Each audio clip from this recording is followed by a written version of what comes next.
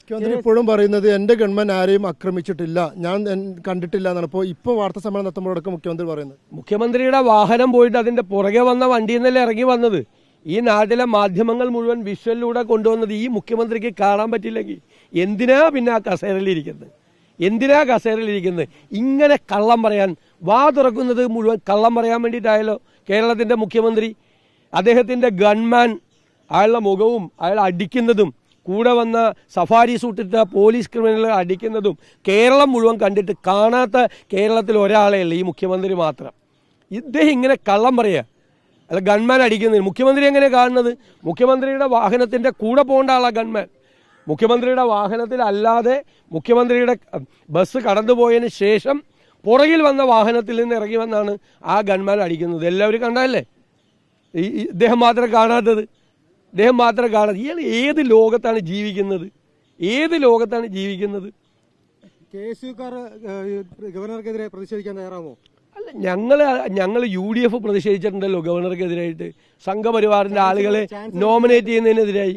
ഞങ്ങളിപ്പോൾ KSUക്കാർ ഇപ്പം നവകേരള സദസ്സിനെതിരായിട്ടാണ് പ്രതിഷേധിച്ചുകൊണ്ടിരിക്കുന്നത്. ആ പ്രതിഷേധം നടക്കട്ടെ. UDFന്റെ നിലപാട് ശക്തമായി ഞങ്ങൾ പറഞ്ഞിട്ടുണ്ട് ഗവർണർ ചെയ്യുന്ന കാര്യം. അതിപ്പോൾ തുടങ്ങിയതല്ല. ഞങ്ങൾ ഗവർണർക്കെതിരായി. ഈ ഗവർണർ ഈ സംസ്ഥാനത്ത് ഏറ്റവും മോശമായിട്ട് സംസാരിച്ച ആരെക്കുറിച്ചാണ്? എന്നെക്കുറിച്ചാണ്. കാരണം ഗവർണറുടെ നടപടികളെ ഏറ്റവും ശക്തമായി വിമർശിച്ചത് കേരളത്തിലെ പ്രതിപക്ഷമാണ്. അന്ന് ഇവർ കെട്ടിപ്പിടിച്ച് നടക്കുകയായിരുന്നു, അങ്ങോട്ടും ഇങ്ങോട്ടും മധുരപലഹാരം കൊടുത്തുകൊണ്ടിരിക്കുകയായിരുന്നു.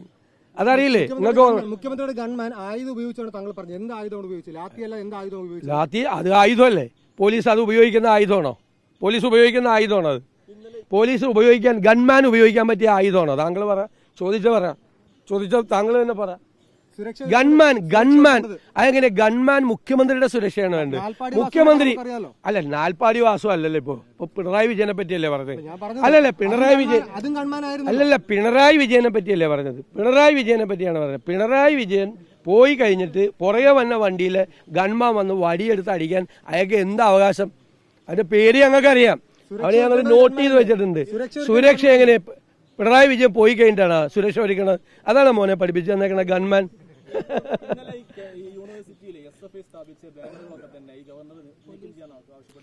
അത് ഗവർണർ, ഞാൻ പറയല, ഞങ്ങളൊന്നും ഗവർണറെ ന്യായീകരിക്കണമെന്നില്ലെന്ന്.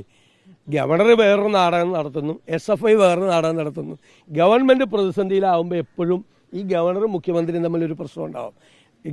ഗവൺമെന്റ് വല്ലാത്ത പ്രതിരോധം നിൽക്കുമ്പോൾ അത് കഴിയുമ്പോൾ വേറെ പോകും.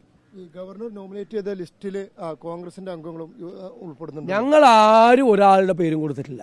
കോൺഗ്രസ് പാർട്ടിയോ UDFോ ഗവർണർക്ക് പേര് കൊടുത്തിട്ടുമില്ല, ഞങ്ങൾ കൊടുക്കുകയില്ല. ഞങ്ങൾ പിന്നെ അതിനെ വിമർശിക്കുമോ? ഗവർണർ നടത്തിയ നിയമനത്തെ ഞങ്ങൾ രൂക്ഷമായ ഭാഷയിലാണ് വിമർശിച്ചത്. ഞങ്ങളാരും ഒരാളുടെ പേരും കൊടുക്കും. കൊടുത്തു എന്നാണ് പറഞ്ഞത്. ആർക്കറിയാം? ഞങ്ങളാരും കൊടുത്തിട്ടില്ല.